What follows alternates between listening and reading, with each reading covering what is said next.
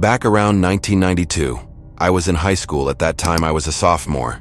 And unlike most of my friends in school, I didn't work the typical high school jobs like McDonald's, Taco Bell, some retail job in the mall, or work at the local grocery store. I was very good with my hands and worked jobs like construction, demolition, flooring, and auto mechanics. All of my contacts I worked under the table. As I started working on some of these jobs at 14, it was beneficial for both of us as I was only called in when needed, and I was the guy willing to only work evenings and weekends.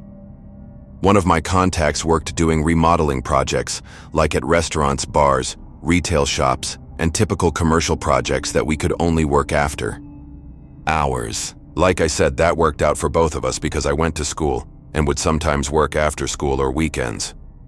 For this one contact, it wasn't uncommon for him to leave me alone at a site and have a list of things for me to do alone, mostly demolition work.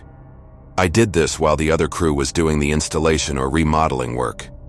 I was the kid but had their respect because I did what I was supposed to do and did the work of a man without complaints. I got paid good, and in one night I could make more than my friends did working all week at McDonald's. This one instance, I got a call from the guy I worked for, and he said he had a project for me, and if I could work the following Saturday. I said, "Yeah, sure," he said. "Be sure to bring food and lots to drink as there was nothing nearby." I used to have a small cooler and would fill it with drinks like Cokes, Gatorade, or whatever, plus chips and a couple sandwiches. Back then I could eat a whole pizza by myself and burn it all off. He picked me up that Saturday morning as I didn't have a car or license yet, so he would pick me up and drive me to sites for work and leave me alone there. I rarely worked with his other crews as they were the more skilled labor guys. I was just the tear-out kid. Here is the part that was my major downfall to this story. I didn't pay attention to where we were going. I was too busy talking to him, and I think we were talking about cars. You see, at the time my goal was to save up enough money to buy an old muscle car and rebuild it. It took a long time to arrive to the site. As we drove up, it was in the middle of nowhere. Now, you may not think California has places like this, but back in the early 1990s out in the Mojave Desert, yes, it was big plots of land and homes more than a few city blocks apart. I knew we left the highway and went down a few other two-lane highways for a long distance. I remember he asked me about my drinks, and he pulled out a brand new jug of water that he had in his truck that looked like it had been there a while, and told me to take it with me just in case. He said that the water to the house I would be working at was off. As we pull up to the property, he is a hurry to drop off tools and get to another work site, so I hurry up and help him with things like breaker bars, shovels, pry bar, hammer, broom, several big trash bins, and a small tool bag that I often had with me. He tells me that he will be back to pick me up at about 5 to 6 p.m., as there is no electricity to this site either, plus it should only take me till then to do what I needed to do. That was always his way of saying, "I am only paying you till this time, so you better get everything done by then." It was never too outrageous, and we always had a good understanding on time and tasks. He drove away, and I am at this property all alone. I walk into the house. It's mostly empty. My job was to remove all remaining furniture, contents, and appliances, remove all the flooring, gut the kitchen and bathrooms, and remove all of the wood paneling. This project was going to be like what we now call a flip. They were going to fix it up and sell it. Almost immediately, I get kind of spooked by the place. It was very odd. Now, mind you, I am used to being on sites alone working all night. This was the daytime on a Saturday and bright outside. However, the house was old, dark, musty, and kind of cool, inside the kind of cool that gives you goosebumps. To add to the spook factor, the house let me describe what I remember about the house. Imagine walking back in time to the 1960s or earlier. Dark green carpet that looked like matted down broccoli, pine wood everywhere that had a darker stain to it. The wood paneling wasn't the kind used in the 1980s sheet paneling, but actual board paneling, tongued and groove, old window curtains that all looked like someone's grandma made. Avocado green sink, stovetop, oven, and the stuff that was left behind like old furniture and a closet full of old stuffed animals that looked to be about 30 years old. The style of this house was like an old Western ranch, as there were wagon wheels inside and outside the house. I had an old battery-powered radio but only could get a few stations, but was just happy for the noise. I started removing all the junk from the house, and as I normally did on a project if there wasn't a dumpster on site, I made a trash pile. I tore up all the flooring next. To my delight, everything seemed to come up with ease, and it was rip, cut, and toss. I took a big demo hammer to the kitchen and tore it apart in less than an hour. I ended up using that big jug of water that my boss had given me to wash my hands and face periodically, but by late noon, as most who know the desert, the dryness also starts to take moisture from you, especially if you are working in it. So by late afternoon, I'm down to my last drink, and I had already ate everything I brought. No worries. I thought the guys should be here in a couple hours to pick me up. As the time gets closer for them to arrive, I am all done with my tasks. I even sweep the entire place, and it's now ready for the rehab crew to get to work, making this place look modern. The time of year I was out here, it wasn't a typical hot desert day. But you know, in the desert, as soon as the sun goes down, it starts to cool rapidly. I had a flannel shirt, but that wasn't enough, and it was starting to get dark. This was the time before cell phones were common, and while there was no electricity, water, and phone service to the house, I climbed up to get on top of the roof of the house to get a better look to see if I can see something in the distance, and what looked like miles down, I saw a smaller road that this dirt road lead to, and a few homes, but those homes were all in dark. My first thought was hike down to a neighbor's house and ask them to use the phone. The nearest house, no one was home, and this home also looked abandoned.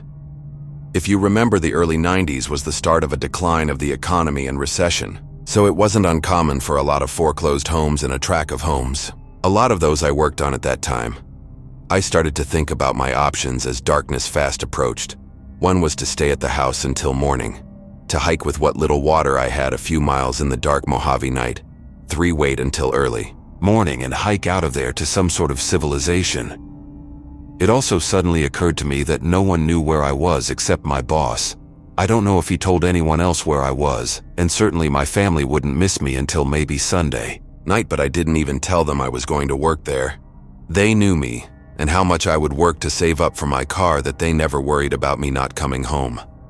As full darkness was all around me, it was amazing looking out at the night sky, and lucky for me the moon was bright.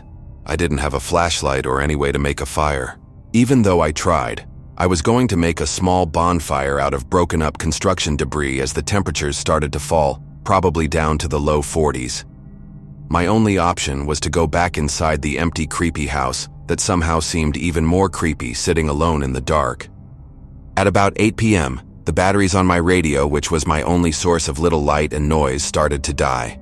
I grabbed an old wooden chair and sit in the living room of this house facing the door. I am starting to hear wind, odd noises, which I assume are animals in the distance and what sounds like leaves cracking under feet. I'm starting to shiver from the cold, so I set off on trying to start a fire in the fireplace. Imagine like Tom Hanks in Castaway, trying to start a fire. At least this is keeping my mind of my situation. Sitting in this living room next to the fireplace, the house seems even more darker than it should have, mind you. In the daytime, the inside seemed dark, so with only the moonlight, I was pretty much sitting in complete darkness.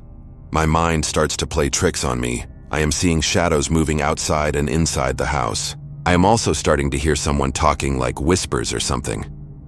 I get up from my chair and yell out, "Hello!" And just as I do, I hear something fall from the other side of the house. I run over to the door and go outside again.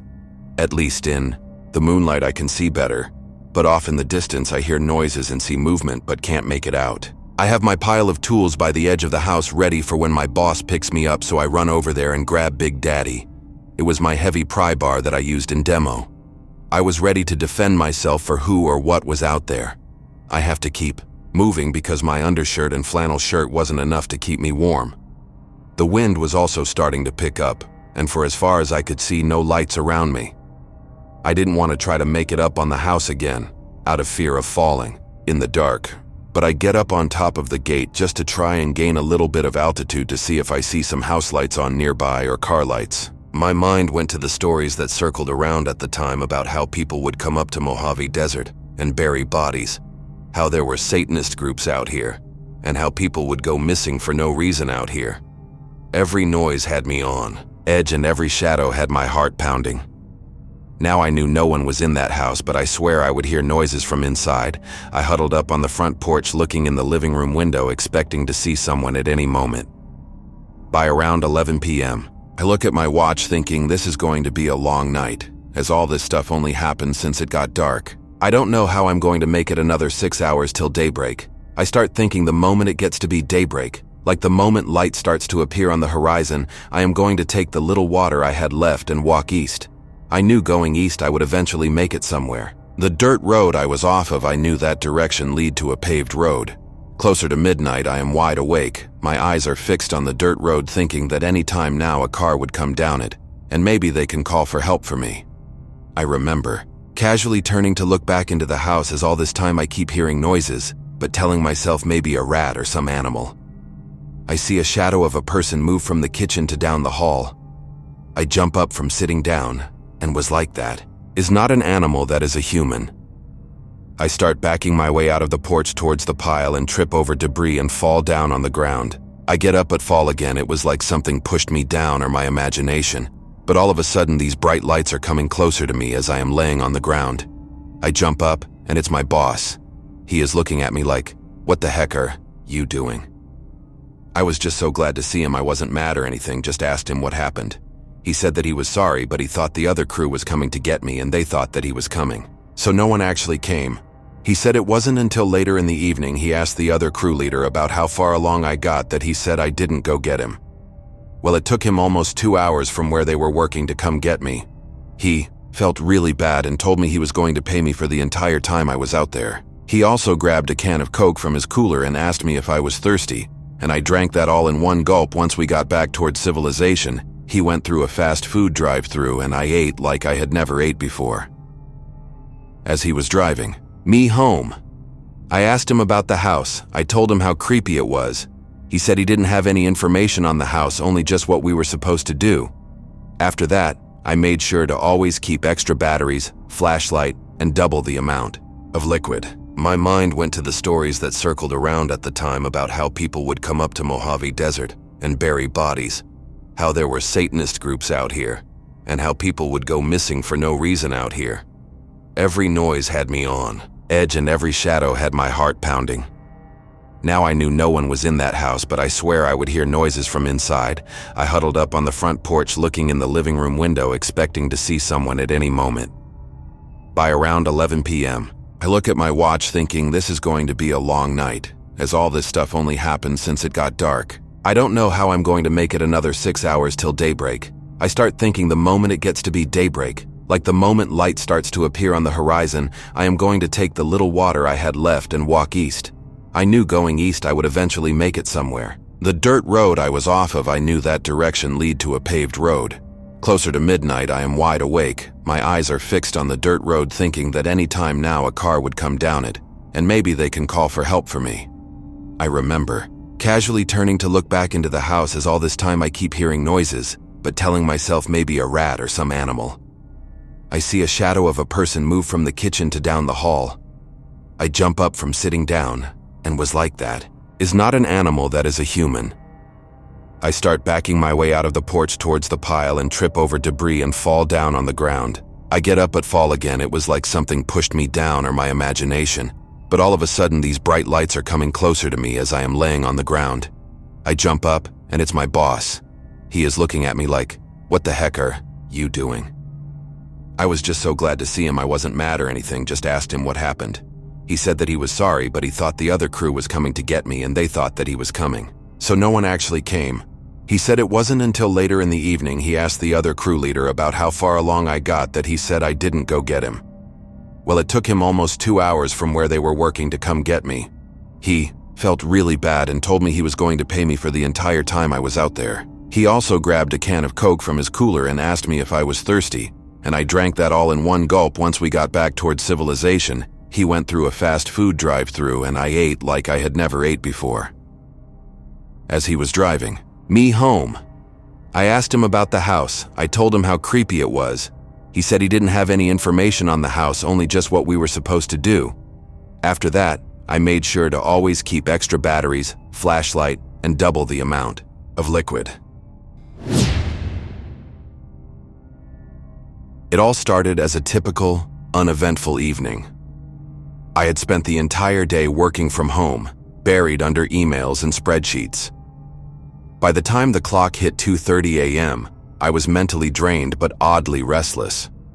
The idea of a late-night shower popped into my head, a way to unwind before finally collapsing into bed. The air in my apartment was still, almost too quiet. Living alone had its perks, but it also came with an eerie kind of solitude at times like this. As I gathered my towel and stepped into the bathroom, I thought about how much I valued my privacy. It's funny how the very thing you cherish can become the thing that terrifies you most. The warm water felt good against my skin, washing away the stress of the day. I let myself relax, the sound of the water filling the small space. But somewhere in the back of my mind, I couldn't shake the sense that something felt off. I brushed it off as paranoia. After all, it was late and I was tired. I stayed under the water longer than usual, enjoying the solitude, or so I thought. As I turned off the shower and reached for my towel, I noticed it, a heaviness in the air like the atmosphere had shifted. Steam clung to the mirror above the sink, obscuring my reflection. Nothing unusual there. But then, as I wiped my hand across the glass to clear the fog, my heart stopped. 3 letters stared back at me. SOS. I froze, my hand still against the glass. The letters were jagged, as if they had been scrawled hastily, but what chilled me to my core was the fact that I lived alone.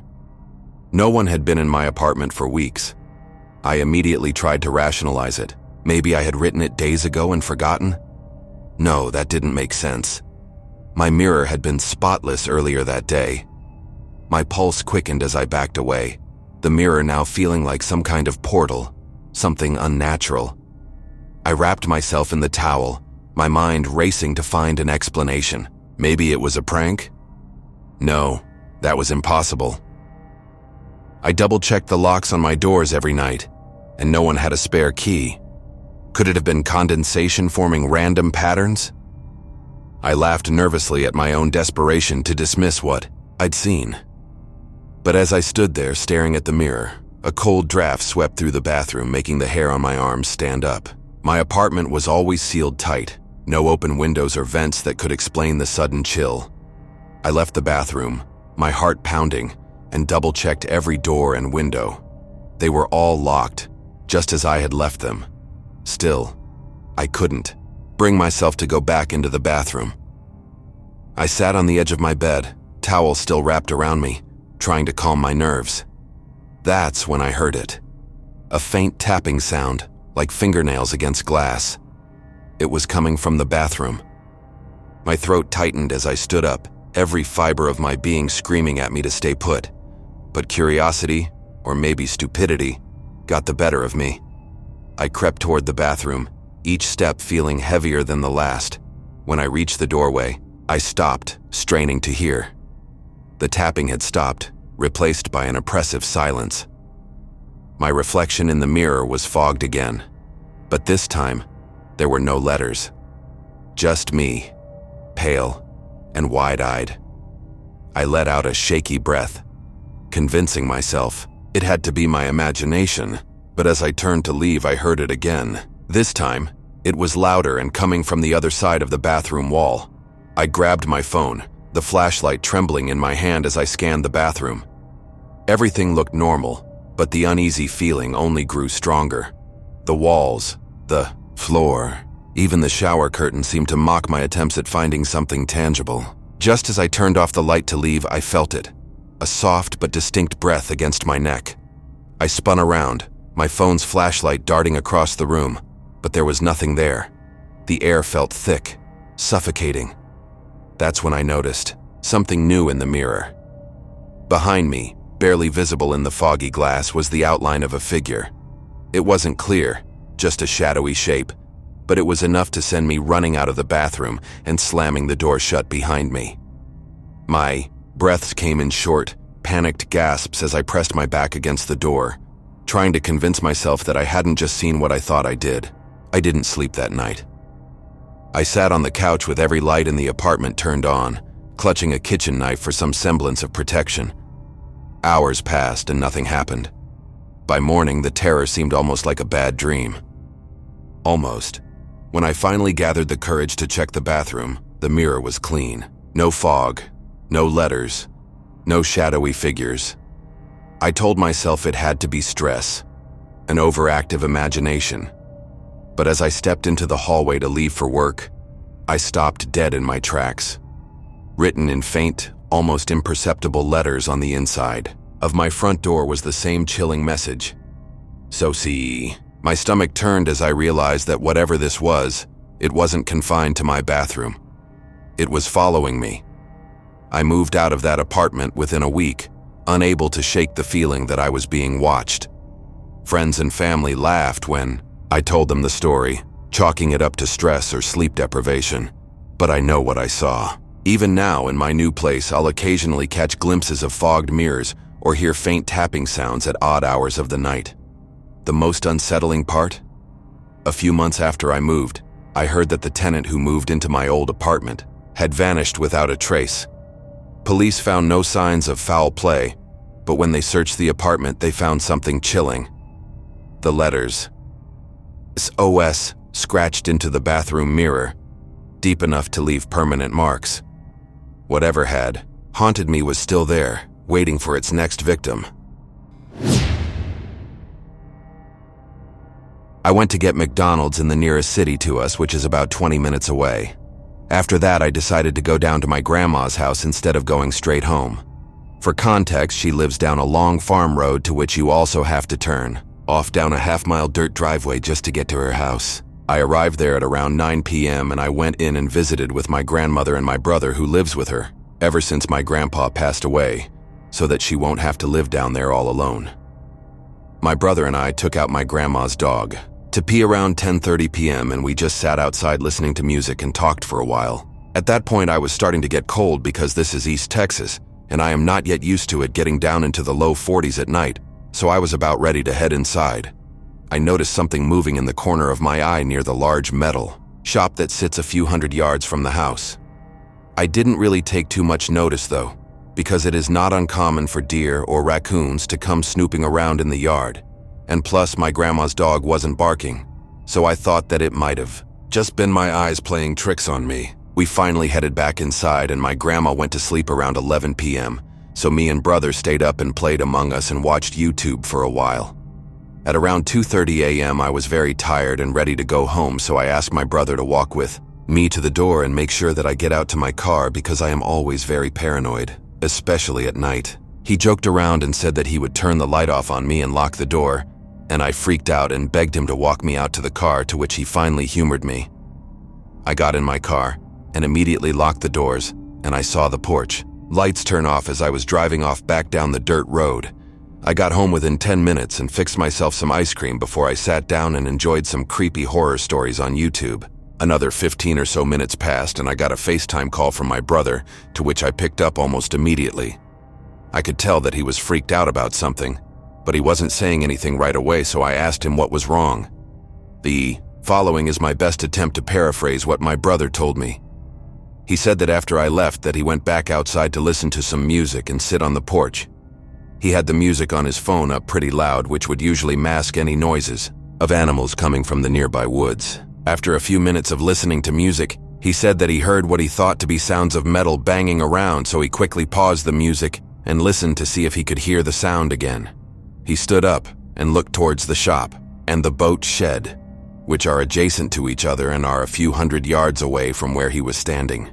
He saw a faint light shining around near the boat shed, but then it quickly flicked off. At this point, he was freaking out, so he quietly crept back inside the house and locked the door behind him. He said that he ran to his room in the back of the house, I guess not thinking to wake up our grandma, and he grabbed his revolver. He quickly ran back outside and saw the glow of the flashlight move around, and then quickly shut off as soon as he noticed it. He walked out to the edge of the concrete carport and stared out towards the boat shed with his revolver down at his side. The only thing illuminating the boat shed was the faint light coming from the house. He said that he tried to muster up the most intimidating voice he could manage and said, "Who the hell is out there?" To which there was no immediate reply except, for a slight bumping sound, which solidified the fact that someone was indeed there. Now keep in mind, this is out in the middle of the country, in a town with a population of just over 1,000 people, and the nearest house is across the lake or miles down the farm road, so no well-meaning person would just happen to stumble across my grandma's house this late at night. Also, my grandma has had problems with people snooping around the property in the past, so this is not something any of us take lightly. And for the life of me, I can't tell you why my brother didn't just call the police. But you also have to remember that there is literally one cop in our entire town, and it is 3 a.m., and so it would take at least 30 minutes for the cops to even show up. So anyway, my brother again called for the person to show themselves and repeated his question and asked the person to identify themselves. He said that he practically shit his pants as a tall, lanky figure slowly emerged from the boat shed with a flashlight in hand. Although my brother couldn't see any distinct features about the person, he could definitely tell that it was an older man and that it was no one that we knew. It was especially not anyone that should be in our boat shed at 3 a.m. At this point, he raised the revolver up to point at the man and again shouted, "Who the fuck are you?" The man was still silent and began slowly walking towards him. My brother pulled back the hammer of the revolver and gave one last verbal warning to the man and said, "I swear I will blow your fucking head off. Now who are you and why are you here?" The man quickly raised his hands up and said, "Whoa, whoa, whoa, calm down, man," in a taunting voice as he continued walking towards my brother. My brother fired a single shot just above the man's head, to which he finally took that as his cue that my brother meant business. The man hurriedly took off on foot back down the driveway and my brother screamed, "Next time I won't miss." My brother then quickly ran inside to wake up my grandma, who had somehow slept through the entire commotion. She didn't seem worried enough to actually call the police, but of course after hearing this, all I could think about was what were the true intentions of that man. Was he just some meth head snooping around looking to steal some tools for drug money? Or were his intentions much more sinister? Another question that haunts me about this whole situation is how many times has this happened after my grandma and brother went to bed and we just didn't know? And was he watching us from the shadows all night? Was he watching me as I walked out to my car? What would have happened if my brother had actually turned out the lights and locked the door before I could get to my car? So to the stranger who tried to rob us or do God knows what at 3 o'clock in the morning, I hope you learned your lesson. When I was a teenager, I moved into my father's home for the first time in California. I had some paranormal experiences in this house that I often now joke about with friends, as I believe it 100% was my own fault. I've never shared my story with strangers or people who might have insight, so here goes. My stepmother would always say her deceased father was around and would mess with things whenever my father and her got into an argument, like misplacing his things during the night, so he would be late for work the day after, etc. I never really believed this, as I wouldn't put it past her to hide his things herself, but my stepmother and I would often talk about the paranormal and ghosts. We didn't come from a religious family or anything, so it was always a very open discussion. Our house was right next to a cemetery on the other side of our fence. I was 16 and loved listening to scary stories on YouTube whilst painting, doing homework, etc. My stepmother and I had talked about Ouija boards, and since I was an, I guess, edgy teenager, I bought one. I spoke to my friends about it, and they were all very intrigued with the idea of trying it. The first time we tried playing with it was Halloween night at the cemetery next to my house. The security was amped up this night, so my 3 friends and I found a large tombstone to hide behind and play, so we wouldn't be seen from the road. Absolutely nothing happened this night, which gave me this kind ego about it, where I took it even less serious. The second time I tried it was also my last. Once again, this was a group effort with my 2 friends, both with the same name, which can be kind of confusing, so I will just call them C and R. We did a more official seance, and did a quick Google how to search beforehand. We lit candles and planned to have me and R holding the planche with blindfolds on, so C could read out potential responses. We asked a few questions with no response, but suddenly the planche moved around. I had assumed that R and C were trying to fool me, so I wasn't scared or believing it completely. We asked for the entity's name, and I can't for the life of me remember it, but it sounded like an old Hebrew name. We got bored eventually after a few more boring responses, said goodbye, and that was that. After this time of playing with the board, things started to happen in our home. It started out so small I don't even remember much of the stuff in the beginning or a chronological timeline of events. I started waking up in the middle of the night and would feel this strong presence in the corner of my room by the door. I oddly never felt frightened, as the energy felt, I don't know, female. I would just roll over and fall back asleep after staring into the dark for a bit. I would also feel strange in the guest bathroom, and would avoid going in there at all costs. I thought at the time it was the lighting that was strange. It was very bright and reminded me of a Sephora or makeup store. It would just make me feel extremely aware and anxious. The event that started amping up the activity was when I fell sick for 2 weeks. I almost never get sick, but was incredibly unwell and ended up going to the doctor, who gave me antibiotics I turned out to be allergic to, so I got more ill and had a bad rash all over my chest and stomach. During the time I was sick, I stayed in the guest bedroom, as my parents were redoing their bathroom, and they also did not like the guest bathroom, so they used mine. I hated being in the guest room when I was sick. I was in the most confusing fever dream at all times, and felt like I was being watched and that the energy was being sucked out of me. I felt like a huge, dark weight was on me when lying down. I would feel better if I left the room and slept on the couch or snuck into my room. I heard voices speaking to me in the dead of night that, despite being sick, I could brush off, as I was self-aware enough to know I had a burning fever and probably was hallucinating. When I finally got better and got my room back, I slept like a baby the first night, until the energy followed me in there. I would wake up every night and the energy in the corner of my room would suddenly feel threatening instead. I would hear new noises in my room that had never been there before. I know exactly what the AC sounded like, how often it turned on, the noise the door would make when it would turn on, or my dogs would lay up against it on the other side. I started hearing noises from behind me, which made no sense as it was just a wall. It sounded like scratching. I had complained about it so much we ended up getting our house checked for rodents. Around this time is when I would get touched when I would walk down the hallway past the guest bathroom. It was always so subtle that I wouldn't realize until I had walked into the kitchen. I also started listening to music 24/7 at home, so I wouldn't react if the spirit or spirits would speak to me. I felt like acknowledging it would make it worse, so up until this point I had tried to ignore all of this and brush it off. One night my parents went out for dinner and would get me something to go on their way back so I could stay at home and chill. I was standing in the laundry room, which is right by our open concept living room and kitchen. I was scooping dog food for my 2 German shepherds who were hovering over their bowls next to me. Suddenly, I heard a lady say, "Hey T." T is the nickname my family uses for me, and since it was a woman's voice, I turned towards the door and go, "Yeah," thinking it was my stepmother. My gaze automatically locked on the hallway that precedes the kitchen straight across from me, when I realized I was home alone. I looked down at my dogs next to me and they also had their eyes glued to the same spot as me and reacted at the same speed.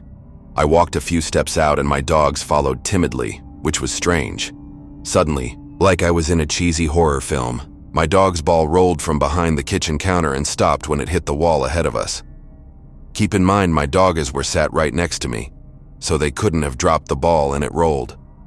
I was so in shock, but remembered my family had the Life 360 app, where we can see each other's location.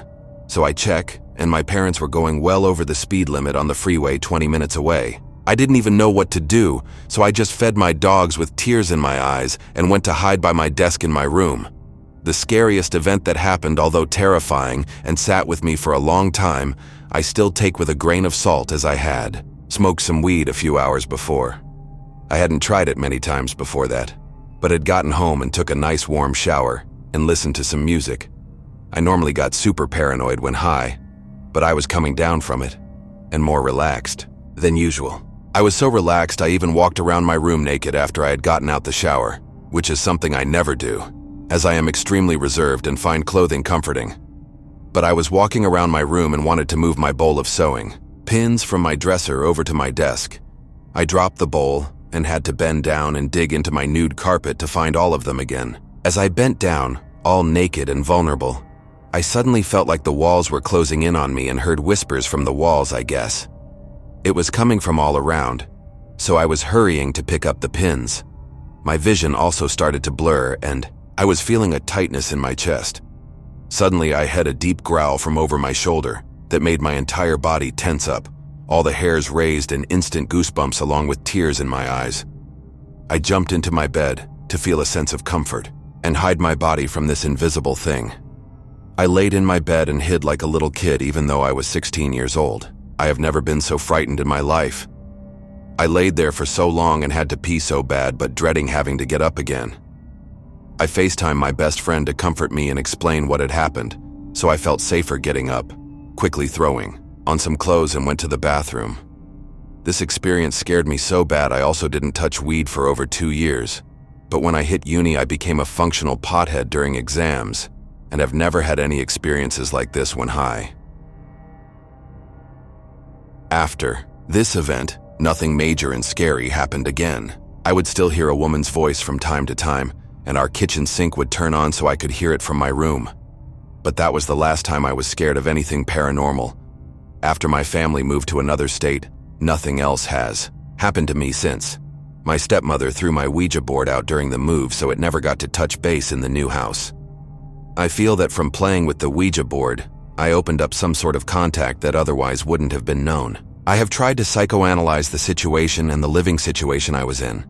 My family was extremely emotionally toxic, and we had our issues, that's for sure.